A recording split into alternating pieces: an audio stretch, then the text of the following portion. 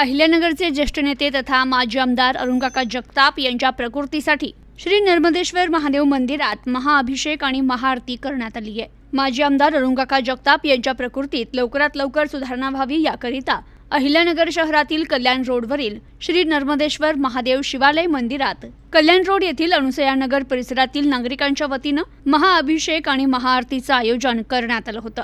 यावेळी परिसरातील नागरिक मोठ्या संख्येने उपस्थित होते। यात ॲडव्होकेट युवराज शिंदे, सुधाकर बोल्ली, सतीश लगड, दत्तात्रय मुत्याल, शेषराव आगडे, गणेश बेरड, भुजंगराव कांबळे, शंकर शिरसूल, लक्ष्मण खोडदे, शंकर पाटील, पोपट चव्हाण, राजेंद्र पाडळे, विवेक खोसे यांच्यासह महिला मंडळ नागरिक उपस्थित होते। यावेळी बोलताना ॲडव्होकेट युवराज शिंदे म्हणाले की अरुण काका हे सर्वसामान्य जनतेच्या मनात स्थान निर्माण करणारे नेते आहे। त्यांची तब्येत अचानक बिघडल्यानं संपूर्ण परिसर चिंतेत आहे। अरुण काकांची प्रकृती लवकरात लवकर सुधारावी आणि ते पुन्हा जनतेत येऊन सर्वांच्या सुखदुःखात सहभागी व्हावे हीच सर्वांची ईश्वरचरणी प्रार्थना। समाजाला त्यांच्या नेतृत्वाची आजही नितांत गरज आहे असं ते म्हणाले। अनुसयानगर मधील नर्मदेश्वर महादेव मंदिरामध्ये जमलेलो आहे आरतीसाठी।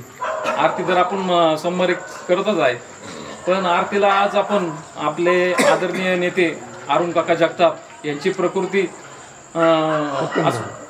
अस्वस्थ असल्यामुळे ते रुबीमध्ये ॲडमिट आहेत आणि ते लवकरात लवकर बरे व्हावे यासाठी संपूर्ण परिसराच्या वतीने आपण नर्मदेश्वर शिवालय इथं आपण प्रार्थना केली, आरती केली आणि लवकर त्यांची तब्येत बरी व्हावी हीच सर्वांच्या यांनी प्रार्थना करतो। विशेष आरतीला महत्त्व का ज्यांनी आपल्या अहिल्यानगर शहराची खऱ्या अर्थाने ओळख करून दिली ते आपले लाडके आमदार संग्राम भैया जगताप यांचे पिताश्री अरुण काका जगताप यांचंही नगर शहराच्या विकासामध्ये फार मोठं योगदान आहे।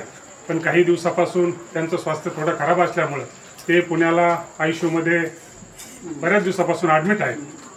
त्यांचं स्वास्थ्य चांगलं राहू या निमित्तानं आपण सगळ्यांनी मिळून भगवान नर्मदेश्वरांजवळ प्रार्थना करायची का काकांचं स्वास्थ्य चांगलं होऊ, ते सुखरूप परत नगरला यावी आणि त्यांची सेवा, जनतेची सेवा त्यांच्या हातून परत करावी अशी आपण सर्वांनी मिळून नर्मदेश्वरांना पुन्हा एकदा प्रार्थना करतो। Bureau report, news today 24, Ahilyanagar.